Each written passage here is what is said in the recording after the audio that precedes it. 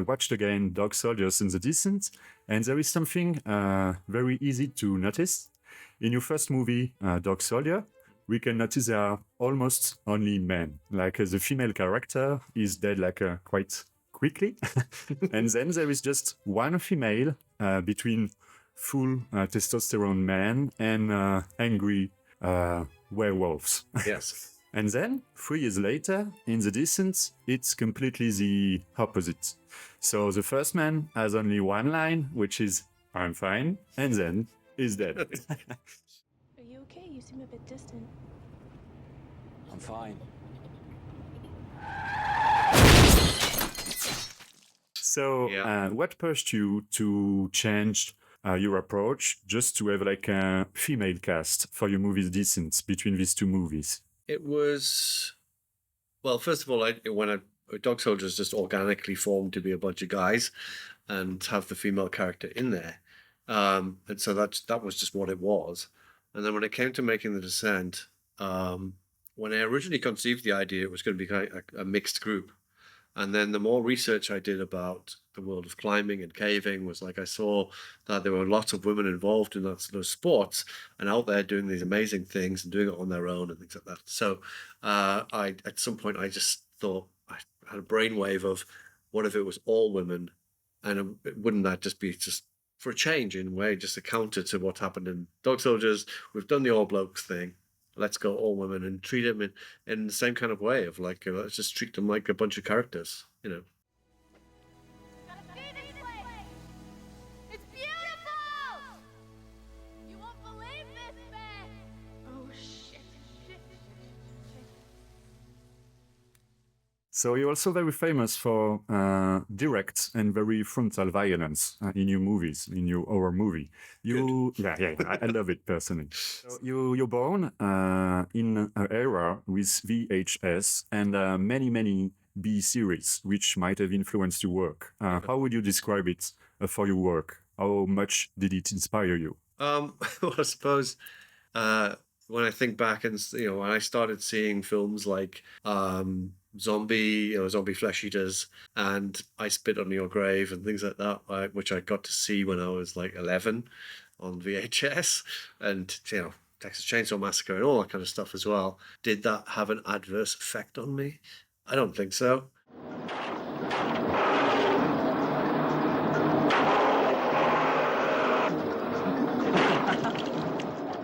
I think it inspired me to make those kind of movies, I suppose. I like watching action on screen, and but making horror movies when you're splashing the blood around and the guts and stuff like that, it's actually a lot of fun.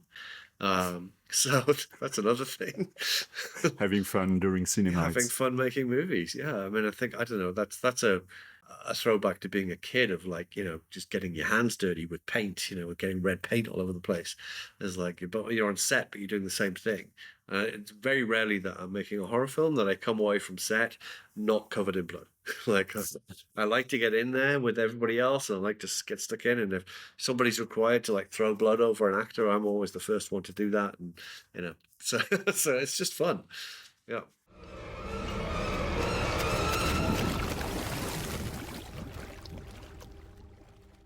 What would you say today? What is the difference between like directing a movie with CGI, even if you can work with CGI in the thousands, but is it like completely different for you? Well, I still stick to the same principles of like, if I can do it practically, I'd much rather do it practically. And it's always going to look better in the long term. CGI has a habit of just dating very quickly. Like, what used to be great. I mean, in some cases, the odd example, the original Jurassic Park and things like that still. Exactly. But a lot of it was like, hey, let's just do CGI instead of practical because it was easier. And you end up with a whole generation of films that just look bad now and whatever. But if you go back 10 years before that or 20 years before that, you find films that still look amazing because they were all done practically. And when it all comes to the question of like, what are the greatest, cinematic monsters on film?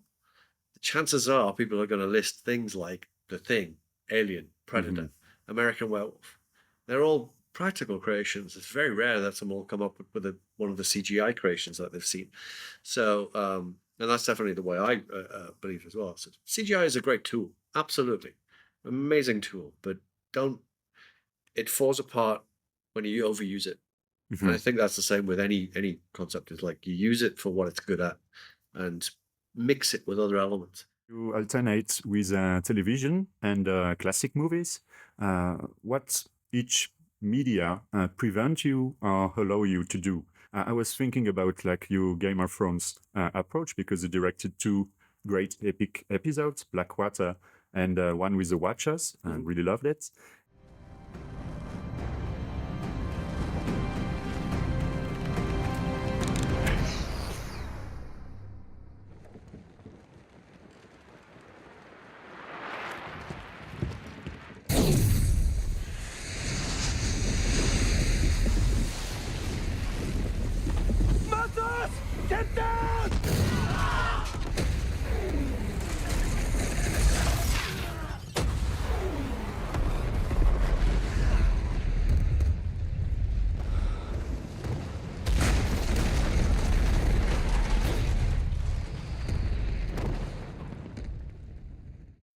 As far as I'm concerned, there is no difference. Like, if I'm whatever medium I'm working on, I want to make it as cinematic as possible. So, like, even if it's TV stuff, I want to make it, shoot widescreen. If they'd let me shoot TV anamorphic, 2:3:5 ratio, I would do it. Usually, they say no, you can't, and it's 2:1.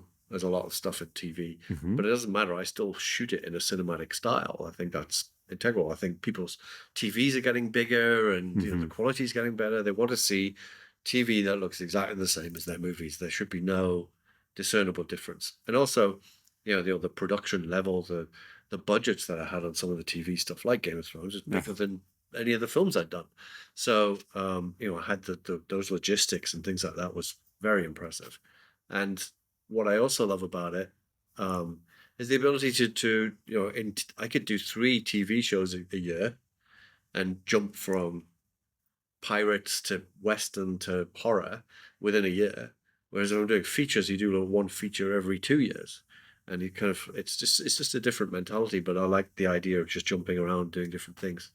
In the episodes you directed, I think remembering like there is like some giants, but there is no White Walkers.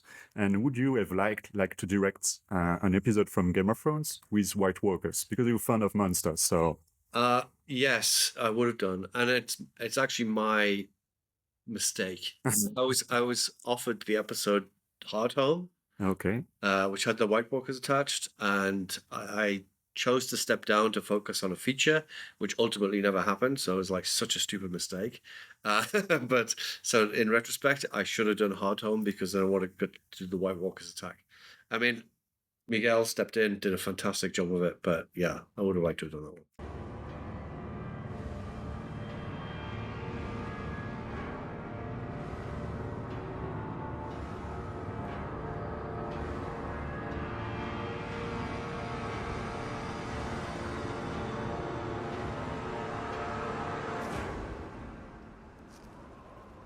Your movies are also praised like to handle space. It can be like a cave. It can also be like a small house completely destroyed at the end in Dog Soldiers, or it can be a battlefield in Centurion. How do you succeed to create tension in your movies with space? Certainly creating the sets, the performances of the actors within that space is ultimately what gives you the tension, and the music, utilizing every tool that you have available, you're trying to utilize with Descent to create the tension or the claustrophobia within the space. Was not to try and make things so small. Was like we made the set small, but then we filmed it in widescreen, and I would film it on wider lenses to get as much of those walls in as possible, so you felt that around you, as opposed to filming it small. And that's the same applied to with Dog Soldiers. Was like filming it very much from the perspective of the soldiers. You were always in the house with them. Very rarely did you step outside, so you felt what they were feeling. You knew that there was something outside, and you're in there with them. Centurion on the battlefield, it was to do with the weather. We had this incredible snow and wind and rain and things like that, made it quite oppressive.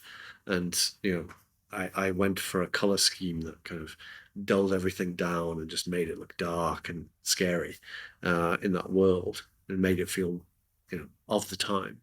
And again, it's the performances. It's, amazing actors.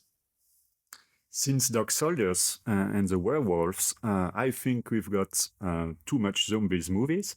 And then with Robert Eggers, soon he will have like a movie with werewolves. Would you like to have your own today? Do you think it can be trendy again to have a werewolf movie today? Oh, I hope so. But what I love about werewolves movies is because they are kind of few and far between. There's not too many of them because they're way more difficult to do than zombie movies. Because zombies in themselves are just easier than guys in werewolf suits. It's just, and cheaper, and so that's why we got swamped with zombie movies or vampire movies, because they're ultimately quite easy in terms of the creatures. Werewolves are hard, always have been hard. So I'm all for having more werewolf movies, but not too many. Yeah. I'd rather have lesser good werewolf movies. So I'm curious to see what werewolf, I don't know how you pronounce it, is going to come out like. I have another werewolf movie planned. So, yeah, I want to go back to the well. And I also wanted to know what's your signature with your wife, Charlotte Kirk, who work with you? How would you describe your duo today? Because she's working with you since years. Okay, so this is a difficult one. First of all, she's not my wife, never was. Okay. And we split up 3 years ago. Oh shit! Sorry, I had no idea.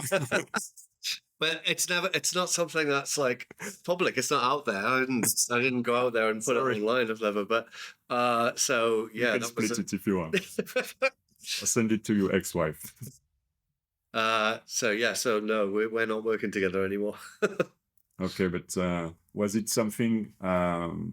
Was it different, like working alone when you were working with her, like before? Yeah, it was problematic. Okay. Okay. And maybe one last question. Can you just give us like a few hints for your next project, or maybe some different genre you would like to explore in the future? I'm really keen on just doing some straight up action stuff. Mm-hmm. And like I've got a revenge movie that I want to do, but I have an action thriller that I've written that I want to try and get off the ground this year. I also have a World War II alien invasion film that I'm trying to get made. So there's a number of projects, but each of them are kind of very different from each other, and whichever one comes out, it's going to be different from anything I've done before. So, and maybe just one last, because you are in Gérardmer Festival. It's one of the most famous, fantastic genre festival in the world. And how would you consider fantastic and film de genre movies from your approach? Well, I say long live festivals, long live Gérardmer. The format for festivals of this nature is like we need them. We need to, because it's celebrating cinema. It's celebrating not only genre festivals, genre films, but just cinema in general. And we need this stuff to keep cinema alive. So I'm massive supporter of the whole circuit and genre films as well, just because I don't know, that's what I love. That's what I grew up loving. That's what I make. So it's my world, and I wholeheartedly support it. Great. Thank you for everything. Thank you for your time. Thank you. And see you on MAG.